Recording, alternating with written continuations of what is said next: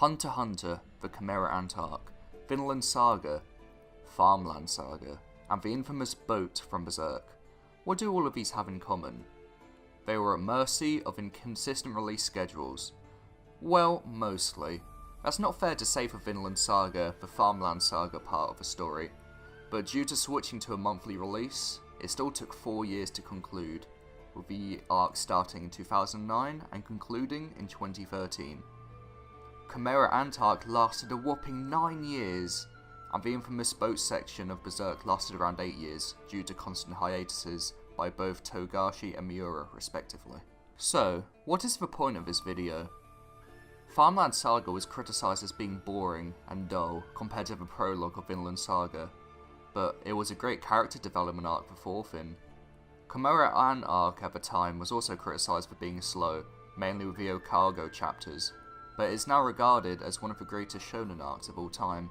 Hell, even the boat section of Berserk, when read as a whole, tells an effective short story with guts and the sea god. When reading all of these stories in a binge, instead of waiting monthly and at the mercy of hiatuses, they all tell engaging and interesting tales respectively. However, when put in the perspective of the audience who was reading at the time, should the quality of a manga story be at the mercy of release schedule? And that is the question we are going to explore in this video. When watching a TV show, hooks are left at the end of each episode to draw the audience in to tune in again. This is true of anime too. And with many anime being straight up adaptations of manga, while mostly I'm looking at you Full Metal Alchemist 2003, they have the benefit of having the material ahead of time, as well as sticking to a consistent weekly schedule. With manga, a similar hook is left at the end of each chapter.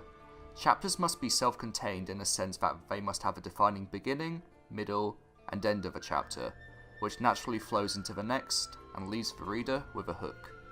Here's where the problem lies. With a TV show, we are only expected to wait a week for the next episode. A short amount of time within this frame can generate a quick fire of hype and discussion in which this can be readily discussed. However, with manga, these weeks can turn into months, and the months can turn into years.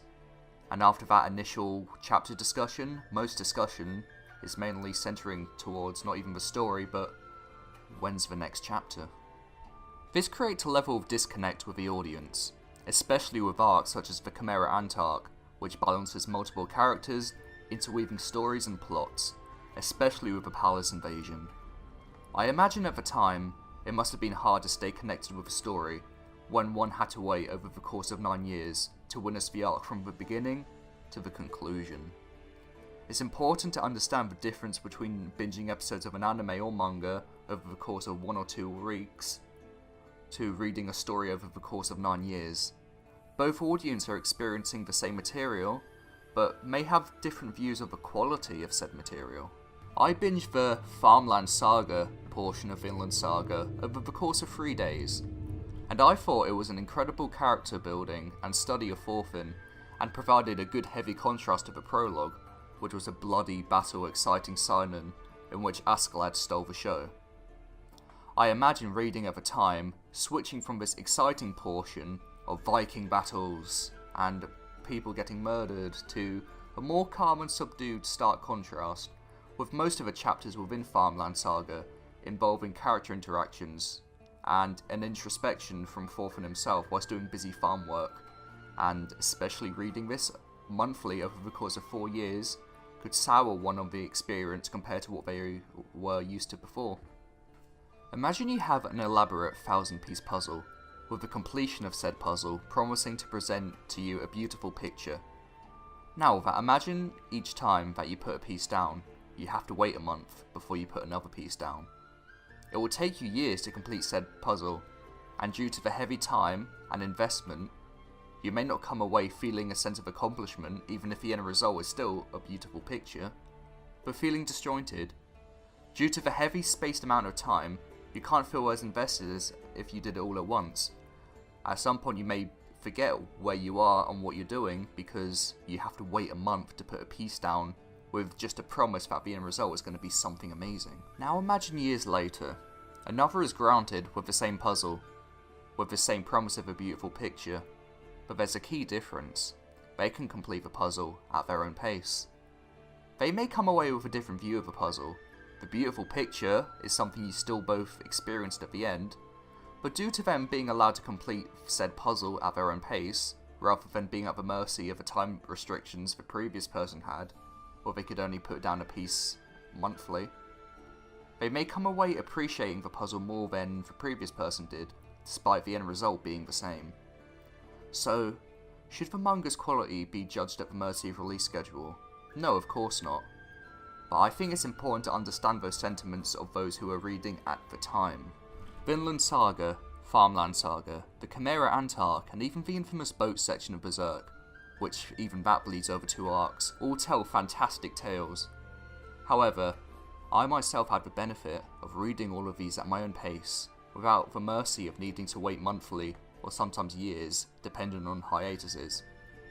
Relating this to Vinland Saga, it's easy to get disconnected when you had to wait a month for a chapter, and it's just Thorfinn looking sad and farming again. Not knowing the context of the finished product at the time, and having to wait to see how it unfolds over the course of 4 years, is a perspective I understand. I had the benefit of seeing Thorfinn's growth and development over the course of a quiet farm compared to the stark contrast of Viking battles over the course of 3 days. I didn't have to wait 4 years for it, and don't even get me started on the Kaer and Berserk. I can't imagine how long readers had to wait at the time and how this could wane on their excitement of the said stories. Of course, this can always be remedied by rereading such stories. Once a story is complete, the people who had to wait monthly or years may feel more satisfied if they were reading at their own pace. But that's not what this video is tackling. I know, and many others know, that the stories mentioned in this video are fantastic tales and arcs in their own right. However, the point of this was to understand the viewpoint of one who is reading at the time, and I can understand their viewpoint, but this still doesn't affect the quality of these stories as a whole.